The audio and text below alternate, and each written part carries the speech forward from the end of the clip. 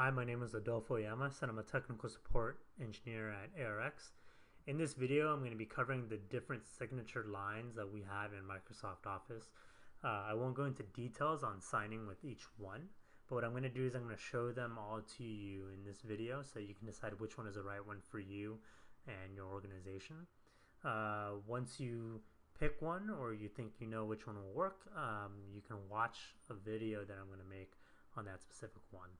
So getting started here, the grand majority of our customers are going to want to use our newest signature line, which can be found up here where it says cosign in between insert and design.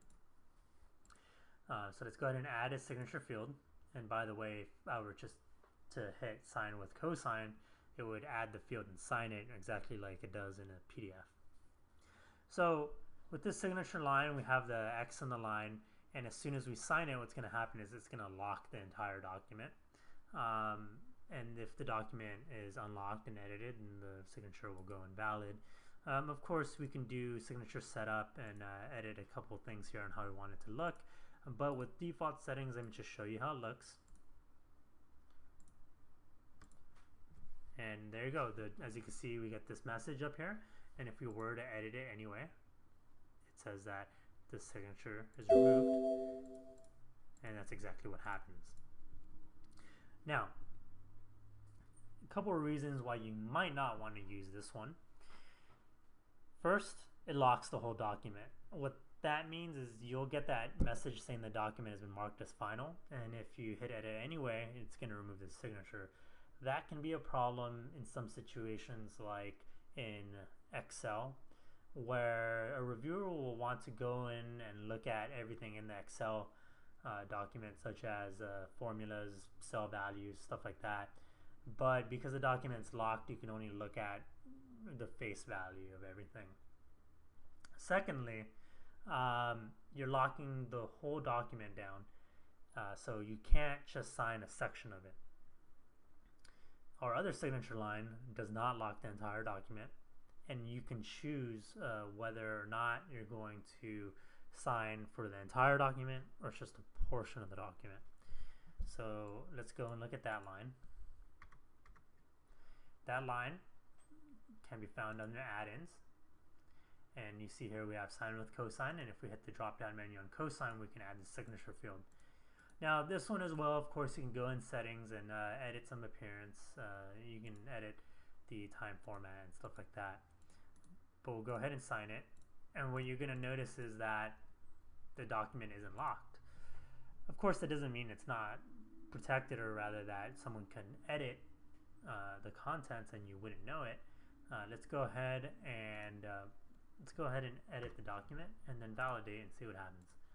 So we validate, and it gives us the X. That means the content has been changed, the signature is no longer valid. So it's a little bit different. The other one, if you edit it, it will go away. This one, if you edit it, it will stay and it will give you the red X.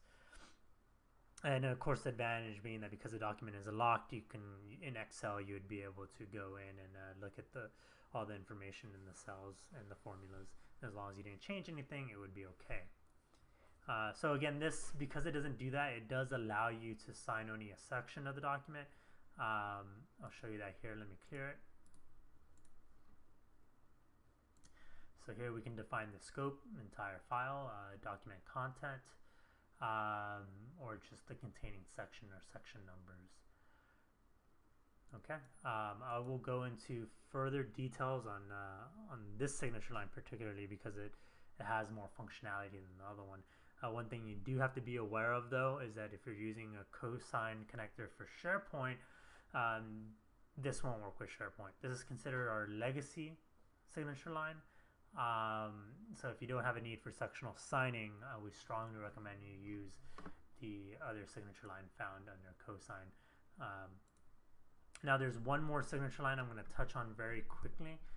It is actually not ours, but you may see this, or you may want to use it if you're using the cosign connector for SharePoint.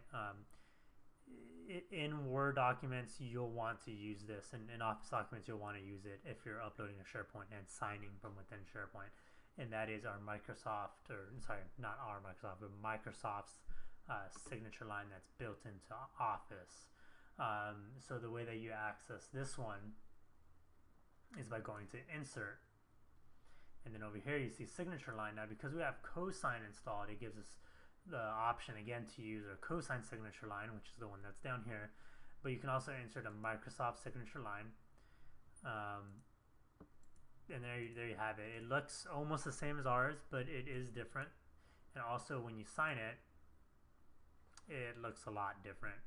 You type in the name that you wanted to display, and you could select an image that you wanted to use as your signature image. So hit sign, and you're still signing with your cosign certificate, but as you can see, it's Microsoft's signature line, and it's quite different. But if you're using SharePoint, this is the one you'll most likely want to use. This one or the one found here. Again, I will go into more details on each one at those videos. I'm going to make I'm actually going to make 2 videos. There will not be one for the Microsoft signature line, and that's because it's you pretty much saw the extent of the Microsoft line. There's not much to it. So if you have any questions, feel free to email us at support@arx.com or give us a call at 866-327-9754. I hope you found the video informative, and I hope you enjoy learning more about cosign by ARX. Have a good day. Bye.